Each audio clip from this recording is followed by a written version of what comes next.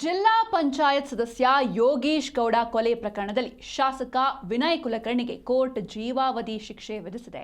ಅವರನ್ನ ಬೆಂಬಲಿಸಿ ವಿನಯ್ ವಿರುದ್ಧ ಕುತಂತ್ರ ನಡೆದಿದೆ ಅಂತ ಆರೋಪಿಸಿ ಕಾಂಗ್ರೆಸ್ ಪಕ್ಷ ಧಾರವಾಡದಲ್ಲಿ ಮೌನ ಮೆರವಣಿಗೆ ನಡೆಸಿತು.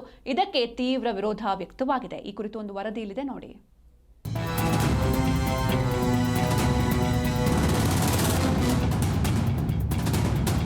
ಶನಿವಾರ ಕಾಂಗ್ರೆಸ್ ಕಾರ್ಯಕರ್ತರು ಹಾಗೂ ವಿನಯ್ ಕುಲಕರ್ಣಿ ಅಭಿಮಾನಿಗಳು ನಡೆಸಿದ ಮೌನ ಮೆರವಣಿಗೆ ಇದೀಗ ಚರ್ಚೆಗೆ ಗ್ರಾಸವಾಗಿದೆ. ಜೀವಾವಧಿ ಶಿಕ್ಷೆಗೆ ಗುರಿಯಾದ ವ್ಯಕ್ತಿಯ ಪರವಾಗಿ ಮೌನ ಪ್ರತಿಭಟನೆ ನಡೆಸೋದು ಅಸಮಂಜಸ ಮತ್ತು ಬೇಸರದ ಸಂಗತಿ ಅನ್ನೋ ಮಾತುಗಳು ಕೂಡ ಕೇಳಿ ಬರ್ತಿವೆ. ಈ ಘಟನೆಯನ್ನ ತೀವ್ರವಾಗಿ ಖಂಡಿಸಿರುವ ಸಾಮಾಜಿಕ ಹೋರಾಟಗಾರ ಬಸವರಾಜ ಕೊರವರ, ಪ್ರತಿಭಟನೆ ಮಾಡೋದು ಎಲ್ಲರ ಹಕ್ಕು, ಆದರೆ ಕೊಲೆ ಪ್ರಕರಣದಲ್ಲಿ ಶಿಕ್ಷೆಗೆ ಗುರಿಯಾದವರ ಪರ ನಿಂತು ಮೆರವಣಿಗೆ ಮಾಡೋದು ಸಮಾಜಕ್ಕೆ ತಪ್ಪು ಸಂದೇಶ ನೀಡುತ್ತೆ ಅಂತ ಆಕ್ರೋಶವನ್ನ ವ್ಯಕ್ತಪಡಿಸಿದ್ದಾರೆ. ಸರ್ಕಾರ ಈ ಸಿಬಿಐ ಕೊಡುವಂತಹ ಅಧಿಕಾರ ಇರುವುದು ಹೈಕೋರ್ಟ್, ಸುಪ್ರೀಂ ಕೋರ್ಟ್ ಮತ್ತು ರಾಜ್ಯ ಸರ್ಕಾರ ಮತ್ತು ಕೇಂದ್ರ ಸರ್ಕಾರಗಳಿಗೆ ಮಾತ್ರ. ಇವನ್ನ ಯಾವುದೇ ಹಂತದಲ್ಲೂ ಯಾವುದೇ ಪ್ರಕರಣವನ್ನು ಸುಪ್ರೀಂ ಕೋರ್ಟ್ ಇದಕ್ಕೆ ಸಿಬಿಐ ತನಿಖೆಗೆ ಒಳಪಡಿಸಬಹುದು. ಸಿಬಿಐ ಅಥವಾ ಬೇರೆ ಒಂದು ತನಿಖೆ ಅದರ ಹೈಯರ್ ತನಿಖೆಗೆ ಒಳಪಡಿಸಬಹುದು.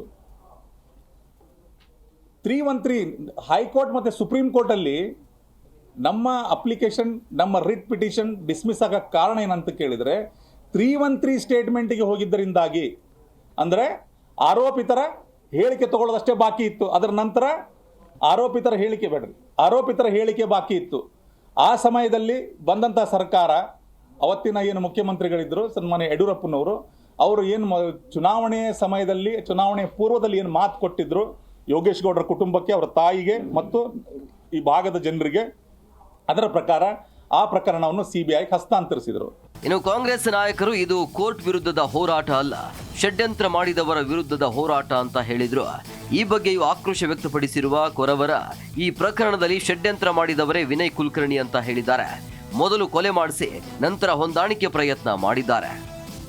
ಯೋಗೇಶ್ ಗೌಡ ಪತ್ನಿ ಮಲ್ಲಮ್ಮಳ ಮೇಲೆ ಪ್ರಭಾವ ಬೀರಲು ಪ್ರಯತ್ನಿಸಿ ಅವರನ್ನ ಹೈಜಾಕ್ ಮಾಡಿದ್ರು. ಅಧಿಕಾರದ ದುರುಪಯೋಗದಿಂದ ಸಾಕ್ಷಿಗಳನ್ನ ಪ್ರಭಾವಿತಗೊಳಿಸಿ ಕೋರ್ಟಲ್ಲಿ ಹೋಸ್ಟೈಲ್ ಮಾಡಿಸಿದ್ರು ಅಂತ ಹೇಳಿದ್ದಾರೆ. ವಿನಯ್ ಕುಲಕರ್ಣಿ ಜೈಲಿಗೆ ಹೋಗಿ ಹೊರಬಂದ ನಂತರವೂ ಬುದ್ಧಿ ಕಲಿಯಲಿಲ್ಲ. ಸಾಕ್ಷಿಗಳ ಮೇಲೆ ಒತ್ತಡ ತಂದು ಮತ್ತೆ ಜೈಲಿಗೆ ಹೋಗುವ ಪರಿಸ್ಥಿತಿ ಉಂಟಾಯಿತು. ಕಾನೂನು ಪ್ರತಿಭಟಿಸುವ ಹಕ್ಕು ಎಲ್ಲರಿಗೂ ಕೊಟ್ಟಿದೆ. ಆದರೆ ಬೇಸರದ ಸಂಗತಿ ಏನಂತ ಕೇಳಿದರೆ, ಕೊಲೆಯ ಆರೋಪದಲ್ಲಿ ಅಪರಾಧಿಯಾಗಿ ಶಿಕ್ಷೆಗೆ ಒಳಪಟ್ಟಂಥವರ ಪರವಾಗಿ ಇಲ್ಲಿ ಪ್ರತಿಭಟನೆ ಮಾಡಲಾಗುತ್ತೆ. ಅದು ಬಹಳ ಬೇಸರದ ಸಂಗತಿ. ಅದು ತುಂಬ ಬೇಸರದ ಸಂಗತಿ. ಪ್ರತಿಭಟಿಸಿ ಅವ್ರ ಕುಟುಂಬದ ಪರವಾಗಿ ನಿಂತ್ಕೊಳ್ಳಿ, ಅವರ ಅಭಿಮಾನಿಗಳದಾರ, ಅವ್ರ ಜೊತೆ ನಿಂತ್ಕೊಳ್ಳಿ, ಅವರು ಹೋರಾಟ ಮಾಡಲಿ, ನಾವು ಬೇಡ ಅನ್ನೋದಲ್ಲ. ಕಾನೂನು ಹೋರಾಟ ಮುಂದುವರಿಲಿ ಅವ್ರದ್ದು. ಈಗಾಗಲೇ ಹೈಕೋರ್ಟಿಗೆ ಹೋಗ್ಯಾರ. ಹೈಕೋರ್ಟ್, ಸುಪ್ರೀಂ ಕೋರ್ಟಿಗೆ ಹೋಗಕ್ಕೆ ಅವಕಾಶಗಳದಾವ. ನಾನು ಮೊನ್ನೆ ಕೇಳಿದಾಗ ಹೇಳಿದ್ದೀನಿ, ಇದು ಒಂದು ಹಂತದ ಹೋರಾಟ ಮುಗಿದ್ರೆ ಇನ್ನೊಂದು ಹಂತದ ಹೋರಾಟ ಹೈಕೋರ್ಟ್ ಮತ್ತು ಸುಪ್ರೀಂ ಕೋರ್ಟಲ್ಲಿ ನಡೀತದೆ, ಕಾನೂನು ಹೋರಾಟ ಅಂತ ಹೇಳಿದ್ದೇನೆ ನಾನು. ಹೋಗ್ಲಿ, ಬೇಡ ಅಂತ ಹೇಳೋಂಗಿಲ್ಲ. ಆದ್ರೆ ಯಾವ ಮೆಸೇಜ್ ಅನ್ನು ಕೂಡ ಕೊಟ್ಟರೆ ಸಮಾಜಕ್ಕೆ ಇವರಂತ. ಮೌನ ಮೆರವಣಿಗೆಯ ವೇಳೆ ಕಾಂಗ್ರೆಸ್ ಮುಖಂಡರು ಮಾಡಿದ ಭಾಷಣಗಳ ಆಡಿಯೋ ದಾಖಲೆಗಳನ್ನ ಕೋರ್ಟ್ ಮುಂದೆ ಇಡಲಾಗುವುದು ಅಂತ ಕೊರವರ ಎಚ್ಚರಿಕೆ ನೀಡಿದ್ದಾರೆ.